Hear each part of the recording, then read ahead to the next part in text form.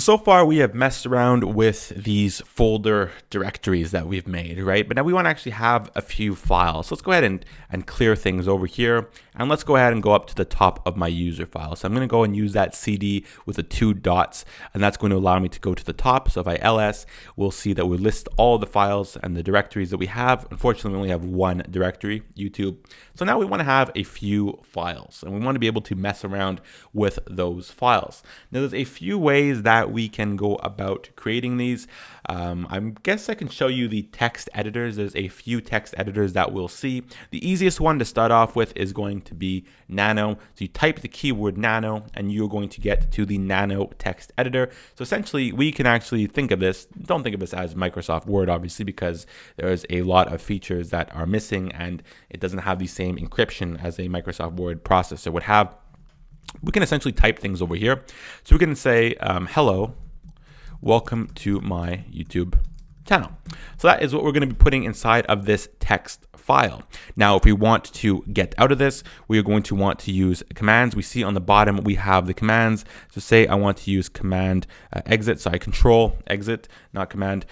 Save the modified buffer. You say, yes, I want to save it. Now it says, please write the name of the file.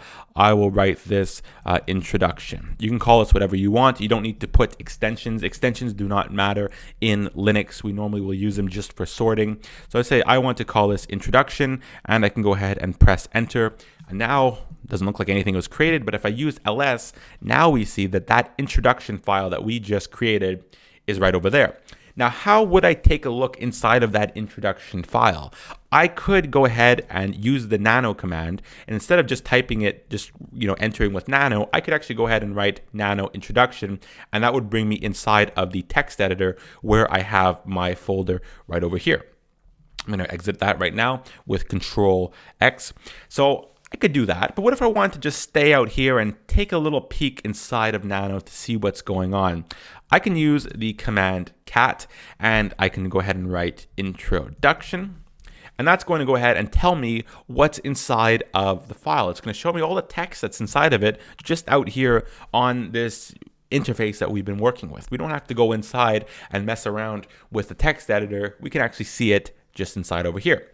Well, that's nice and simple. Then how do we copy this? Let's say we want to make some copies of this file. So we can take the content that we have inside of the introduction text file, and we want to go ahead and let's go ahead. So we're going to use CP for copy. We're going to write the name of the file we want to copy, and now we're going to write the name of the file we want to copy it to. Now let's say we don't have any other file that we want to bring it to. It's going to create that file when we go ahead and we write this. And I want to call this file conclusion.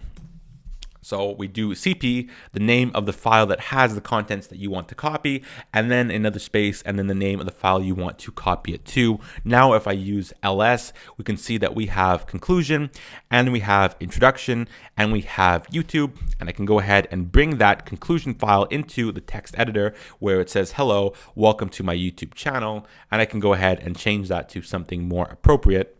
I can go ahead and get rid of this text and say, thank you for watching this video. And I can go ahead and use Control X on the bottom. It says to exit. I will say yes. If I want to change the name, I could. I'll leave it as conclusion, and I'll leave it like that.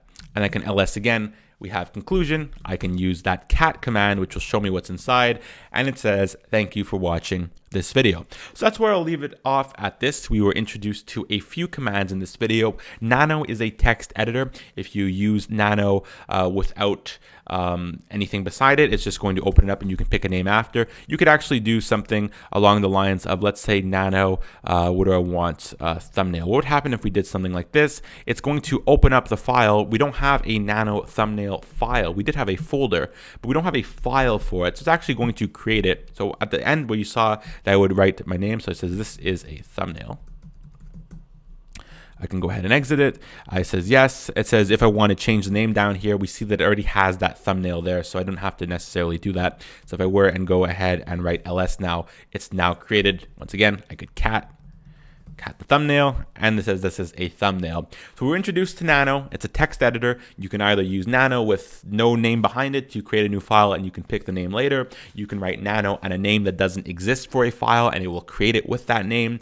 Or you can go ahead and Nano a file that already exists and edit what's inside of it. There's a lot of options when it comes to Nano. It's more of the beginner's text editor. I'm not sure if we're going to look with that, or maybe I will show you guys the more complicated one, which is Vim, because maybe that's probably the one your teacher is going to want. So we might move on to that one, but just for the sake of just learning this right now, Nano is the easy text editor. Cat will allow you to write everything that's inside of your files.